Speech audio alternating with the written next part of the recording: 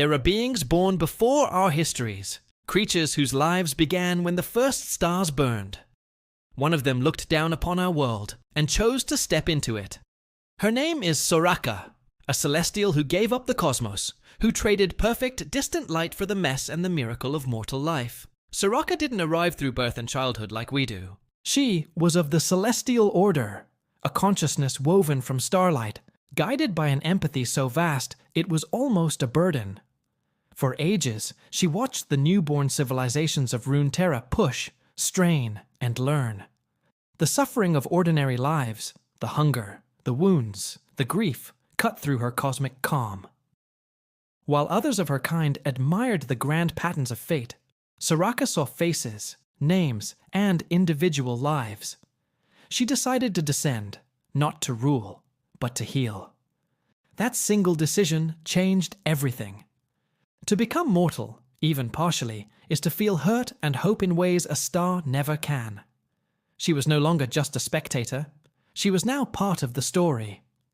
In her first days among mortals, Soraka learned some terribly human lessons. Healing came at a cost. Every wound she mended, every life she saved, took a piece of her own starlight. She discovered that even the most noble act could have unintended consequences. But she remained patient, tending to hidden groves, learning local tongues, and teaching simple remedies to those who would listen. She became a quiet shelter for those who had none.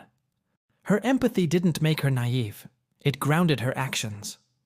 Through these experiences, she learned the limits of power and the dignity of choice.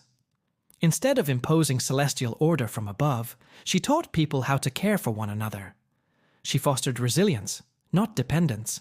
But compassion can be exploited. One of the oldest and most painful stories tied to Soraka involves a man named Warwick. In older retellings, Warwick came to her grove desperate and broken, a man twisted by his own dark desires. Soraka, in her boundless compassion, tried to help him, but trust can lead to betrayal, and a plea for mercy can become a weapon. In that tale, Warwick's actions turned Soraka's act of kindness into a deep, lasting wound in her heart. This story became a cautionary echo, a painful reminder of how kindness can be met with cruelty, and how the consequences of intervention are sometimes terrible. Whether the exact details of this event have changed over time, the emotional core remains. Soraka learned that to help is to risk being hurt, and that generosity must be paired with wisdom. After such a harsh lesson, Soraka didn't withdraw from the world. She adjusted. She sought out remote places, the western slopes of great mountains, hidden groves, and small isolated tribes where her teachings could grow quietly. In modern accounts, she is described caring for the forgotten communities beneath the shadow of Mount Targon, guiding healers, watching over children, and tending to people who would otherwise go unheard. These aren't grand political moves or epic battles. This is the slow, patient work of preserving life, one person at a time. Her presence is simple but profound, a star that chose to stay close enough to warm a single hearth. Soraka's choice puts her at odds with other cosmic philosophies.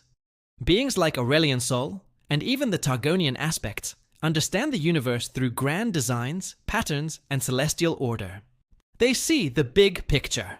But Soraka cares about the individual faces within that picture. This fundamental difference creates a quiet tension in the heavens. Should celestial beings steer mortal fate for a greater good? Or should they simply guard it from afar? Soraka consistently sides with mortal agency. She rejects the notion that the cosmos should be manipulated for some grand plan, believing instead that the dignity and sanctity of life matter, even when it's messy and imperfect. That stance makes her less appealing to those who prefer tidy solutions. It makes her dangerous in a moral sense, because she forces both mortals and divine beings to reckon with their own responsibility.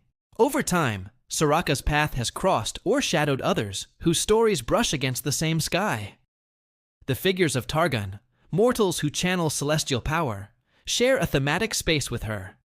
She watches the mountain-shrouded peoples and offers counsel to those who struggle under the immense weight of their chosen power.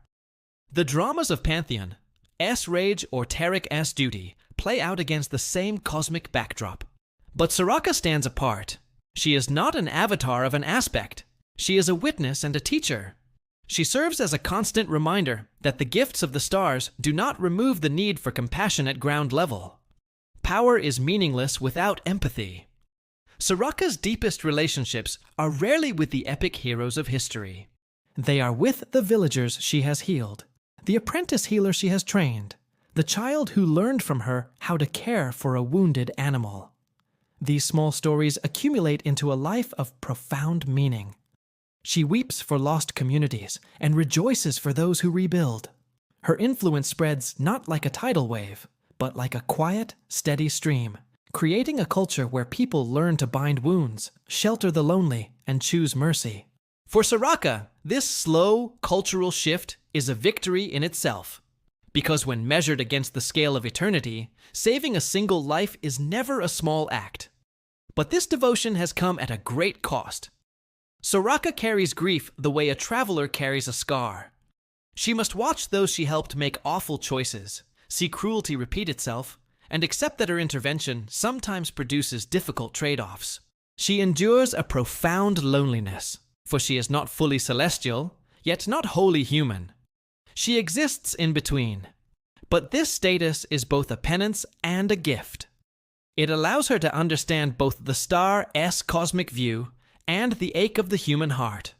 Her pain is the remnant of a choice she made willingly, the choice to feel, to hurt, and to love.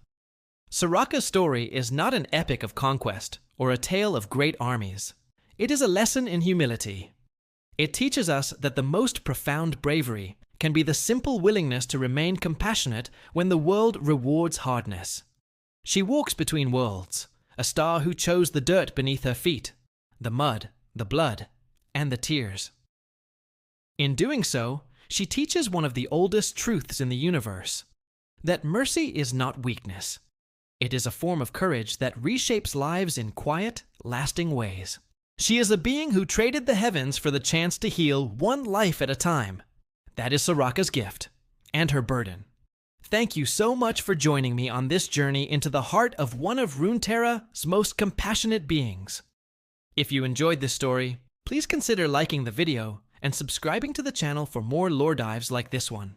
It really helps us continue making this content. We'll see you in the next one.